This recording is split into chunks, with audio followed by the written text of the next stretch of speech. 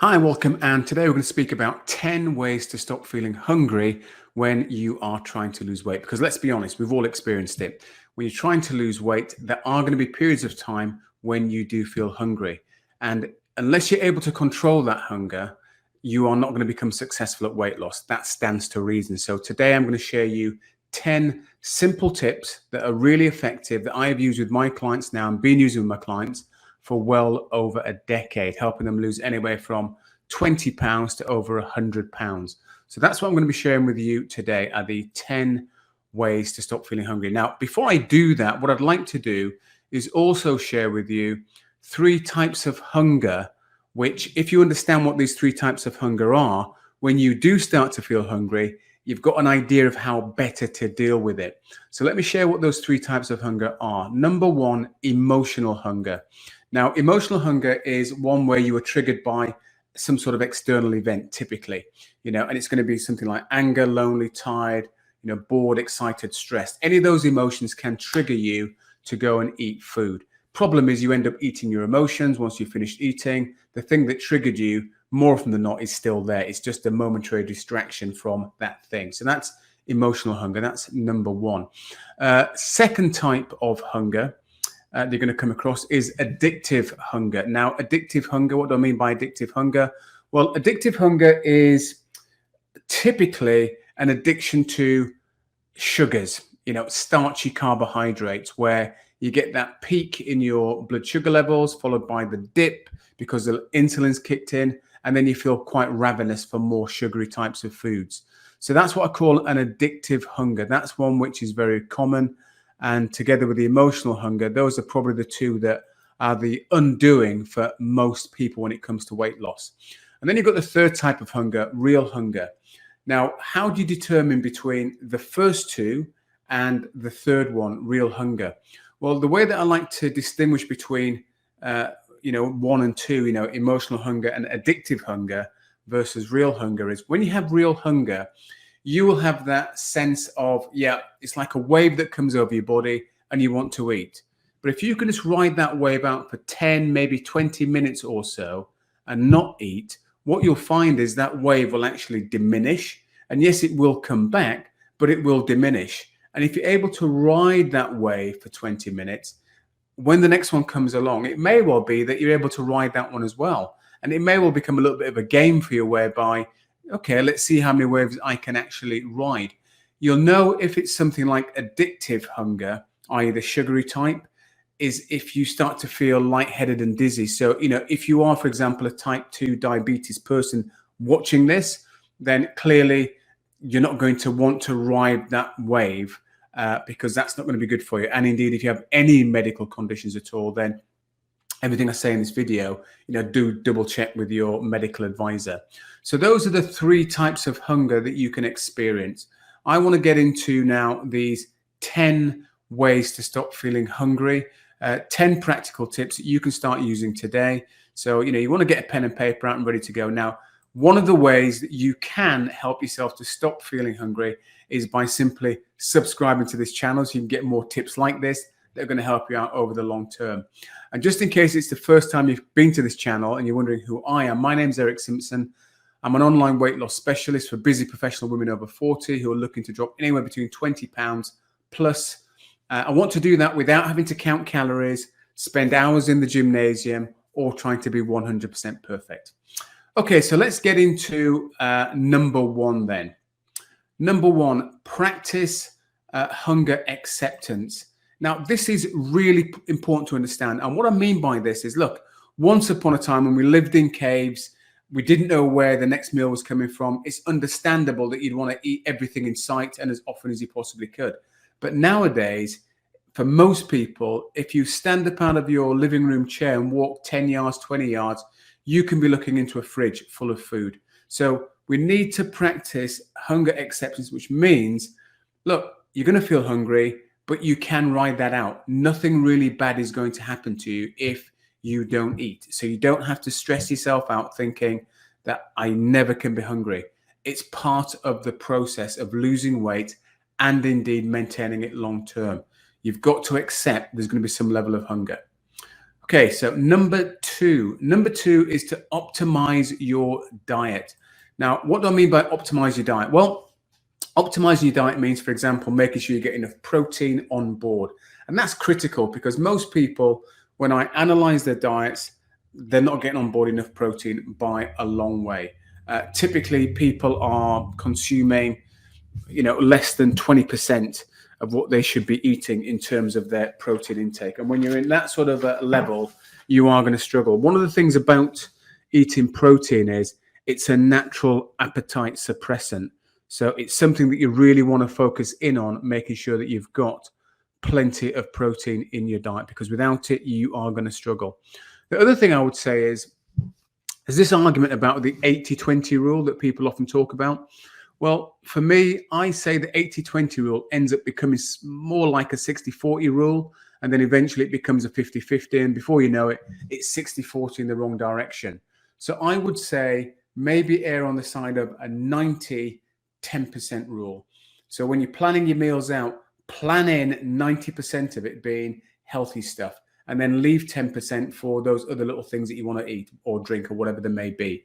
And doing it that way, you'll see a complete contrast between healthy eating and not so healthy eating. I say when it's 50-50, it's hard to distinguish which one you're doing the most of. And more often than not, most people are 60 in terms of unhealthy and only 40 in terms of healthy eating. So work on optimizing your diet as much as you possibly can. Number 3, dial in your diet times. Now, what do I mean by dial in your diet times? Well, make a decision. Are you going to be eating, excuse me, twice a day? Are you going to be eating 3 times a day? Are you going to be eating 5 times a day? Whatever it is, dial that in and stick to those eating patterns and avoid just grazing throughout the whole course of the day. Because here's the problem. When you are literally grazing all day long and just nibbling on this and nibbling on that, your body's in a constant state of elevated glucose, elevated insulin. Therefore, you're in a state of, it's ideal for storing fat. So you want to decide what your eating times are going to be and stick to those eating times and try not to deviate. And pay particular attention, I would suggest, over the weekends, because weekends tend to be where, for working, we lose that working routine. There's more time available, and more time available without anything to fill that time often leads to you staring in the kitchen or staring in the fridge in the kitchen and eating foods that you don't want to be eating. So think about dialing in your eating times. Number 4, practice mindful eating. Now, this is a term that's been used a lot by people, mindful eating. Well, what does it actually mean, mindful eating? Well, for me, it's not just about turning off mobile devices, not eating while you're watching television. I think those are good things to do.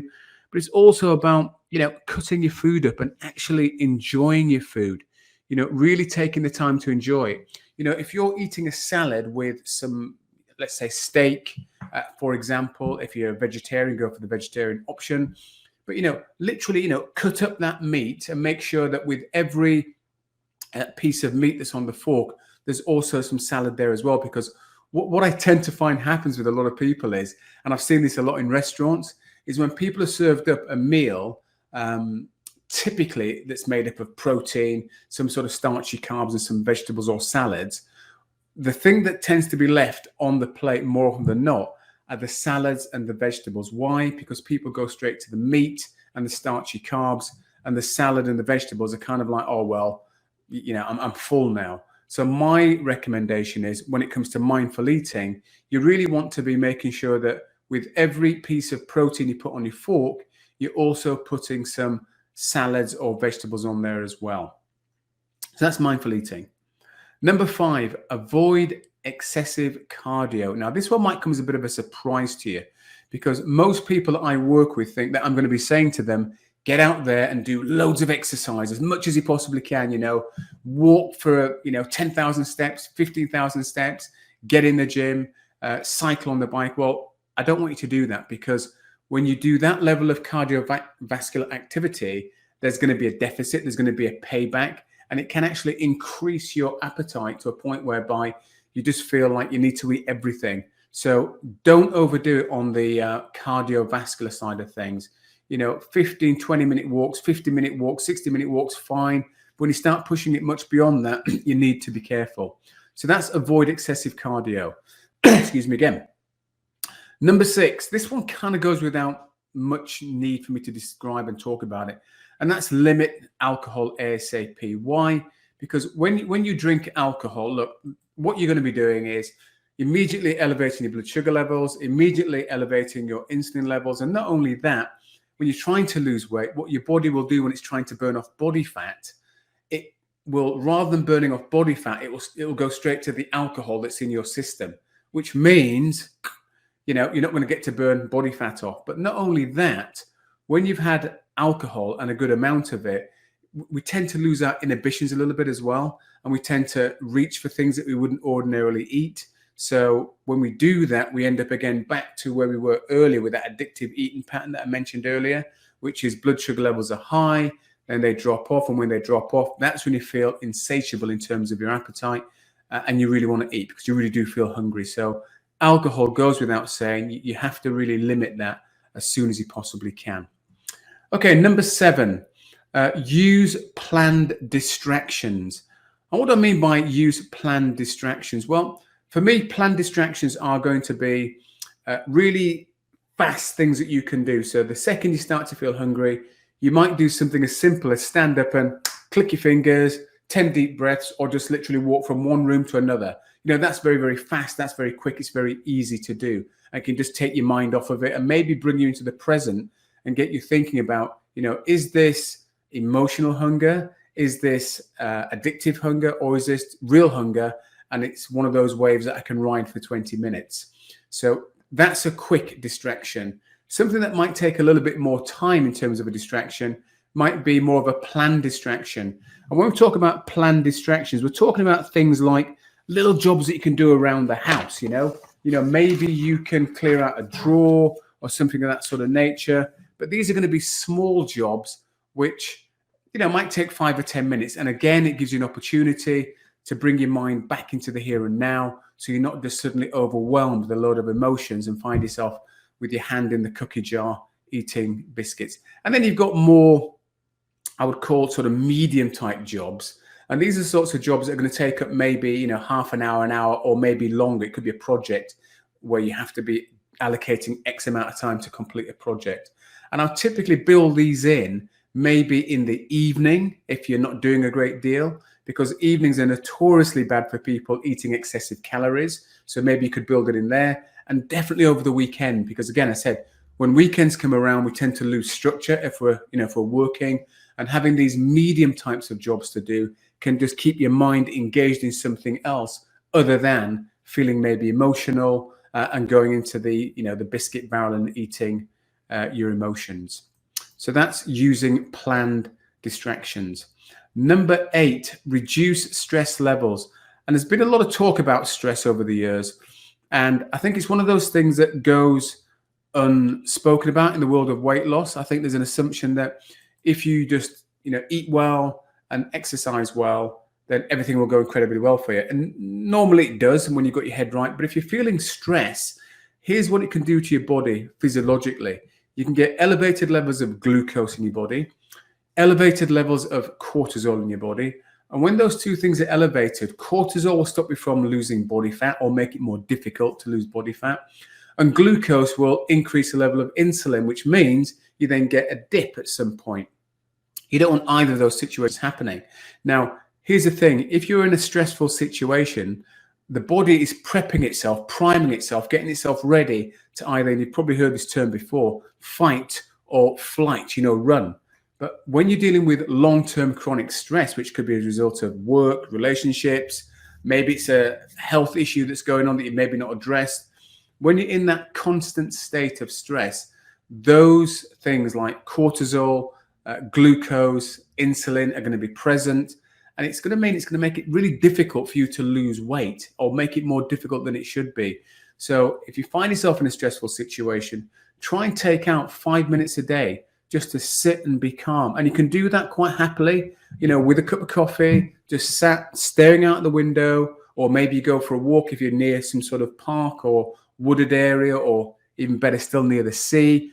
Get yourself out there and just get some fresh air and just give yourself a few minutes on a regular basis just to bring the stress levels down, which will then have a positive effect on bringing down cortisol levels, which is typically the hormone that holds onto belly fat, bringing down the glucose levels, which again is known to cause increase in insulin. Then when you get that drop off in blood sugar levels, that's when you tend to feel hungry.